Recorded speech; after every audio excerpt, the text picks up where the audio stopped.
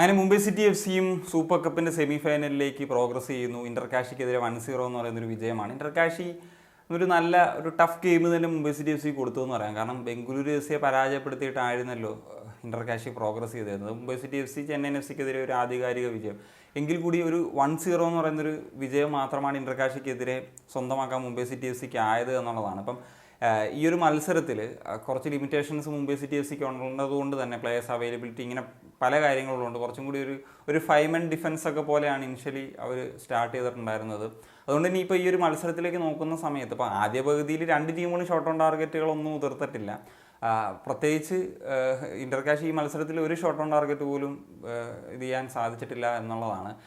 Mumbai City F സിക്ക് ആദ്യ പകുതിയിൽ ഷോട്ട് ഓൺ ടാർഗറ്റ് ഒന്നും വന്നില്ലായിരുന്നു. പ്രത്യേകിച്ച് ആദ്യ പകുതിയിലേക്ക് വരുമ്പോഴത്തേക്കും ഇന്റർകാഷിയുടെ ആദ്യ മിനിറ്റുകൾ പ്രത്യേകിച്ച് പറയുകയാണെങ്കിൽ നല്ല മൊമെൻറ്റ്സ്, നല്ല അറ്റാക്കിംഗ് മൊമെൻറ്റ്സ് ഒക്കെ വന്നു. പക്ഷേ ഈ പറഞ്ഞ പോലെ വളരെ ഒരു ഡേഞ്ചറസ് സിറ്റുവേഷൻസിലേക്ക് ആക്കാനോ അതൊരു ഷോട്ട് ഓൺ ടാർഗറ്റായിട്ട് കൺവേർട്ട് ചെയ്യാനോ ഒന്നും പറ്റിയിട്ടില്ല എന്നുള്ളതാണ്. ആ നിലയ്ക്കാണ് ആദ്യ പകുതി അവസാനിച്ചു. ആദ്യ പകുതിയിൽ കുറേ നേരം മത്സരം നിർത്തി വെച്ചിരുന്നു. എന്താണ് തേനീച്ചയോ വണ്ടോ എന്തോ റഫറിയുടെ ഡിസേർവ് ചെയ്യുന്ന ഒരു സാഹചര്യത്തിൽ 10-15 മിനിറ്റോളം മത്സരം നിർത്തി വെച്ചു. എന്താണെങ്കിലും രണ്ടാം പകുതിയിലേക്ക് വരുന്ന സമയത്ത് മുംബൈ സിറ്റി എഫ് സിയുടെ ഒരു അറ്റാക്കിംഗ് ശ്രമങ്ങളാണ് ബാക്ക് ടു ബാക്ക്. പിന്നീട് അവർ ഗിയർ ചേഞ്ച് ചെയ്യുന്ന രീതിയിലാണ് മുംബൈ സിറ്റി എഫ് സിയെ കാണാൻ സാധിച്ചത്. അങ്ങനെ ഒരു ബാക്ക് ടു ബാക്ക് കുറേ അറ്റാക്സും കാര്യങ്ങളൊക്കെ വന്നു.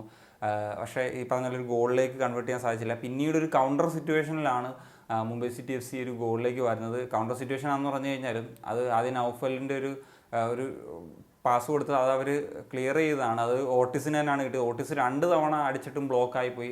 അത് കഴിഞ്ഞ് ചാങ്തയ്ക്ക് കിട്ടി. ചാങ്ത അടിച്ചത് പോസ്റ്റ് കൊണ്ട് പിന്നെ അകത്ത് കയറുകയാണ്. അങ്ങനത്തെ ഒരു കൂട്ടപ്പൊരിച്ചിലാണ് അവിടെ ഒരു ഗോൾ സംഭവിക്കുന്നത്.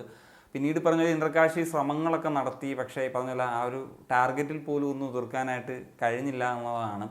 അങ്ങനെ മുംബൈ സിറ്റി എഫ് സി പറഞ്ഞതുപോലെ അടുത്ത റൗണ്ടിലേക്ക് പ്രോഗ്രസ് ചെയ്യുന്നു. ഇപ്പോൾ ഇന്ന് നടക്കാൻ പോകുന്ന നോർത്ത് ഈസ്റ്റും അതുപോലെ ജംഷഡ്പൂർ എഫ് സിയും തമ്മിൽ നടക്കുന്ന മത്സരം, അതിലെ എതിരാളികളായിരിക്കും മുംബൈ സിറ്റി എഫ് സിയുടെ എതിരാളികളായിട്ട് സെമി ഫൈനലിൽ വരും. ഇതിൻ്റെ ഒരു കമ്മിറ്റ്മെൻറ്റ് ഞാൻ പ്രത്യേകിച്ച് പെർമനൻറ്റ് ബ്ലാസ്റ്റേഴ്സുമായിട്ടൊക്കെ റൂമേഴ്സ് വരുന്നൊരു സമയമുണ്ട്.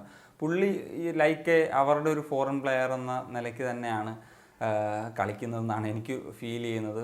പുള്ളി പിന്നെ ആ ഒരു ആറ്റിറ്റ്യൂഡ് ഉണ്ടല്ലോ, അത് നൈസാണ്. അത് പലപ്പോഴും കണ്ടിട്ടുള്ളതാണ്. ഞാൻ ഈ സാഹചര്യത്തിൽ ഒന്നും കൂടെ പറയുന്നേ ഉള്ളൂ. അപ്പോൾ നിങ്ങളുടെ അഭിപ്രായങ്ങൾ തീർച്ചയായിട്ടും കമ്പോസ് ചെയ്യാൻ.